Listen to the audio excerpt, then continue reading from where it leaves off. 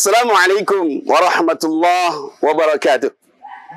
Pemirsa NU Online yang dimuliakan Allah Subhanahu wa taala, alhamdulillah pada kesempatan Ramadan kali ini Allah anugerahkan kepada kita bisa bertemu dengan bulan suci Ramadan yang amat ditunggu-tunggu. Nabi Muhammad SAW sejak masuk bulan Rajab, beliau berdoa kepada Allah, Allahumma barik lana fi Rajab wa Sya'ban wa ballighna Ramadan. Ya Allah, berkati kami di bulan Rajab dan berkati kami di bulan Sya'ban wa ballighna Ramadan, dan sampaikan usia kami bertemu dengan bulan Ramadan.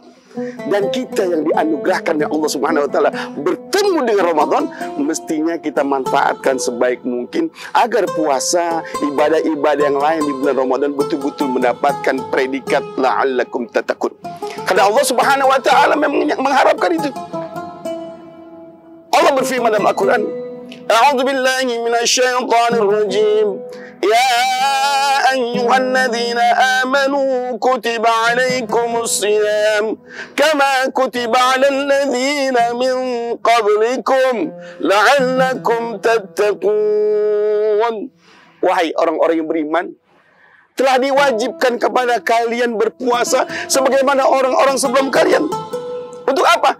Agar mereka menaik derajatnya, agar kamu menaik tingkat, agar kamu menjadi orang-orang yang mulia di sisi Allah, menjadi hamba Allah yang bertakwa.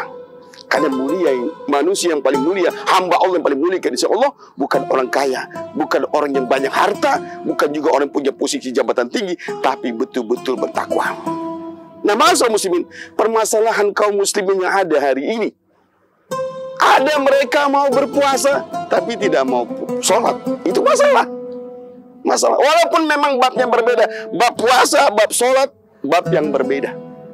Tapi ada yang bertanya, bagaimana Ustadz kalau saya puasa tapi tidak sholat? Nah, berat, luar biasa, jawabannya cukup berat ya. Kenapa berat? Karena babnya berbeda. Puasa, bab tersendiri yang membatalkannya juga ada tersendiri. Sedangkan sholat ada kewajiban tersendiri dan bab yang membatalkannya tersendiri. Lalu bagaimana dengan orang yang berpuasa tetapi tidak sholat? Padahal sholat itu adalah rukun Islam yang kedua sebelum diperintahkan puasa. Maka ikhwati iman, para hadirin, pemirsa NU Online Jakarta yang dimuliakan Allah Subhanahu wa taala, Al-Fakir berharap bahwa kalau kita melaksanakan ibadah puasa, mestinya kita tegakkan. Karena orang yang akan mendapatkan ampunan dari Allah bukan hanya orang berpuasa. Hadis yang mengatakan, man shoma Ramadan imanan wa ihtisaban ghufiru lahu ma taqaddama min dzambi. Barang siapa berpuasa karena iman dan mengharap ridha Allah Subhanahu wa taala, maka Allah akan ampuni dosa-dosanya yang lalu. Masya Allah, enggak sendiri. Ada hadis yang serupa dengan itu. Kata Nabi Muhammad SAW, man qama Ramadan imanan wa ihtisaban ghufiru lahu ma taqaddama min dzambi.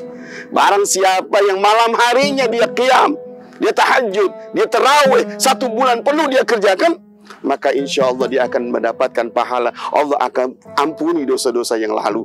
Jadi ikhwati iman, kalau ada seseorang yang melaksanakan ibadah puasanya rajin, lalu dia tidak sholat, maka ibarat dia mendapatkan kewajiban pahala puasanya, tapi pahalanya semakin berkurang dan berkurang.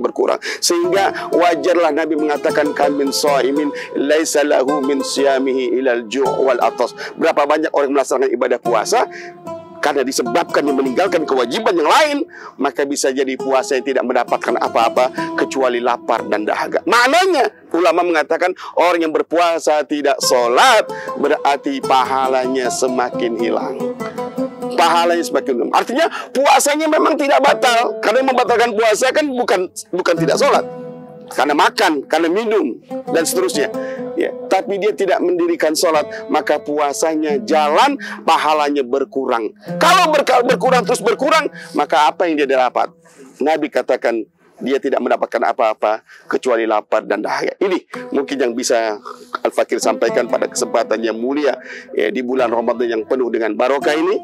Maka pastikan kita berpuasa, tetapi juga kita menegakkan sholat. Wabil khusus di bulan Ramadan ini bukan hanya sholat wajib yang kita tegakkan, tapi juga sholat sunnah, di antaranya sholat tarawih.